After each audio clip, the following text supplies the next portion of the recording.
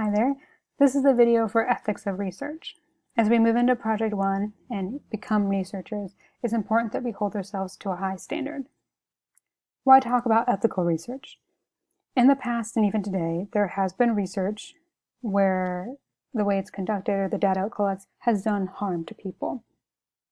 There has been instances of physical harm, so medical studies in which the treatment or the surgery caused lifelong damage that the participant wasn't aware was a possibility, but now they have to endure that consequence.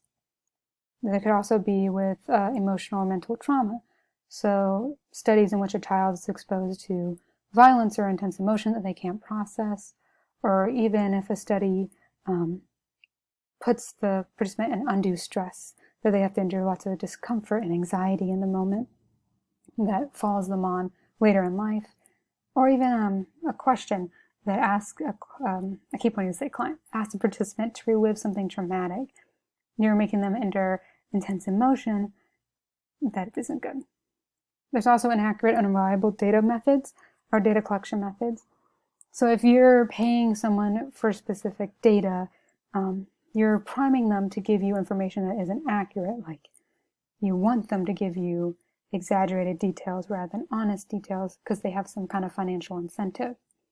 You could also be with seeking out certain types of participants rather than diversifying your pool, or if you are the only one doing the research and you aren't getting, like you don't have an advisor or someone double checking you, then you can risk like saying whatever you want, and unfortunately that has been the case.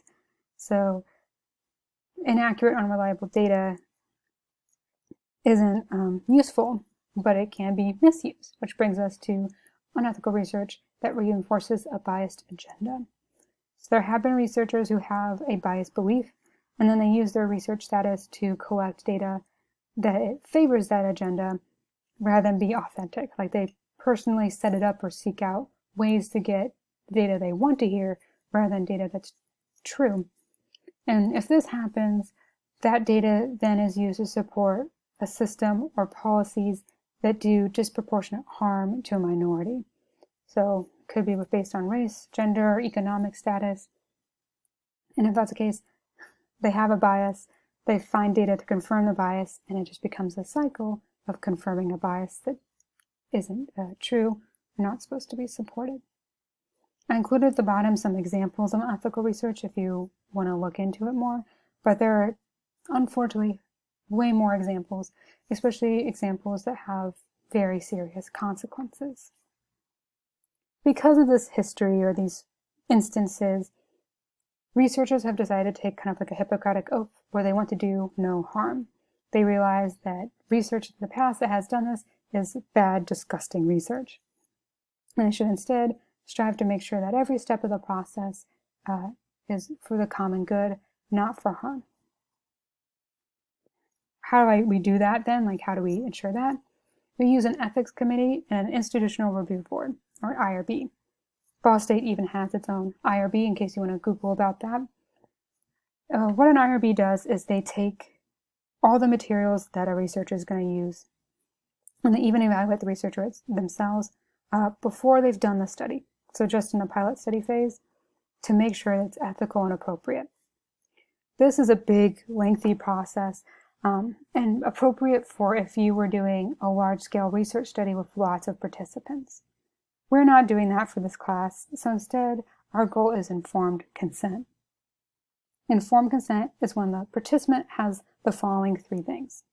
They have full knowledge of what will happen and why. So they need to know what's going to happen, what they're getting into, the risks, the benefits, what exactly they're going to have to do. So they have that security that they know what they're signing up for. Which brings up to number 2, they need a sign of comprehension. So this can be a literal signature saying like they understand.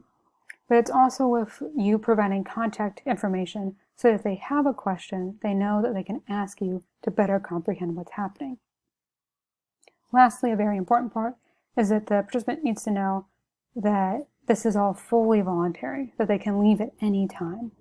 So if they feel stressed or uncomfortable, they should be allowed to leave. They shouldn't be forced to do something that they don't enjoy. They can leave at any time. They also should know that it's confidential, that it's only being used for research, Or if they feel unsure about that, you provide the option for like a fake name or a pseudonym to better protect their identity. So usually this informed consent is typed up into a piece of paper and the client or the participant signs it. You want a signed consent form more than you want verbal consent because verbal consent can be misinterpreted. They could always argue they were being sarcastic, they didn't follow along what was being read to them. Whereas a signed form, it's like right in front of them. They have to fully comprehend before they sign. It's much more binding. Some more details about that is you don't have to conjure up your own consent form. There's a template on Ballpoint as well as in files on our Canvas page. All you need to do is download that template and fill in the gaps specific to who you are and the topic you're tackling. Once you fill out this form, you could give it to someone to sign, but we're trying to avoid face-to-face interaction. So instead, it is perfectly acceptable to email the form to your person and they sign it with an e-signature. Or you can convert your consent form into a Google form, in which one of the questions is yes, I fully understand the consent. Here's my name. Sort of like quiz 1, when I said have you read, or you need to read the syllabus and schedule, and then this box says you fully consent to the policies. So we'll work on Google Forms another time, but it is an option. The reason I'm introducing ethics of consent is not to scare you. It's because I want us to really be like a researcher out in the field who's published. And if that's the case, we need to hold ourselves up to the same standard.